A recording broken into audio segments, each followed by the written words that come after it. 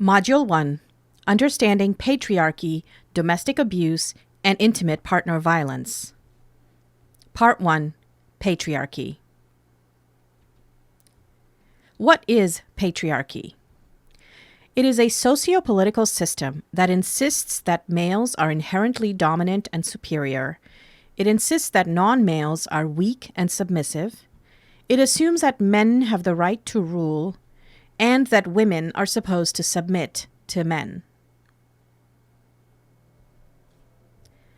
What is a socio-political system? It is a system made up of the relationships, beliefs, and values in any society, and it is embedded in the political, social, economic, and cultural institutions of the society. What does patriarchy look like? Patriarchy maintains gender-based inequality between men and women in the structures of society. Some of the ways it affects us include when women are kept in private spaces, away from public life, and without careers. When women are paid less than men for the same kind of work. And when women's work is seen as less important than men's work. And even when women are discouraged or stopped from holding leadership positions. Masculinity and femininity. Within patriarchal systems, attributes seen as feminine or pertaining to women are undervalued, while attributes seen as masculine or pertaining to men are highly regarded.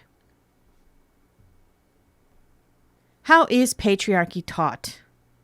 Well, patriarchy has been part of our lives for so long, and it is so deeply embedded that most people never even questioned it until recently.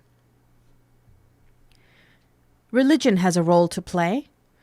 Religious institutions and many places of worship teach people that God created men to rule the world and women to help and obey the men. Almost all major religious institutions use the male pronoun he to refer to God as well. Many of these religious institutions form the basis of how we see gender and reinforce patriarchy in our minds, our families, our communities, and our societies. Patriarchy and women in Canada. Some people say that patriarchy does not affect them, that only feminists talk about it. Nothing is further from the truth. Patriarchy affects everyone. Here are some examples. 160 women and girls were killed by violence in 2020 in Canada. 67% of Canadians know a woman who has experienced physical or sexual abuse. More than 6,000 women and children sleep in shelters on any given night because it is not safe at home for them. 300 women and children are turned away from shelters on any given night in Canada because the shelters are full. Canadian women still earn, on average, 76.8 cents for every dollar that men make. And 10 times more women than men have fallen out of the workforce since 2020. More than 1.5 million women live in poverty in Canada. Women who face multiple barriers are at even higher risk of poverty, such as Indigenous women, racialized women, LGBTQI people, new immigrant women, and women living with disabilities.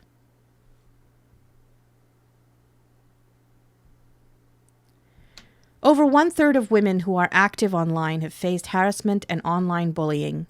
Women are 60% less likely than men to move from middle management to executive ranks in companies. Girls are 4 times more likely than boys to be sexually assaulted by a family member.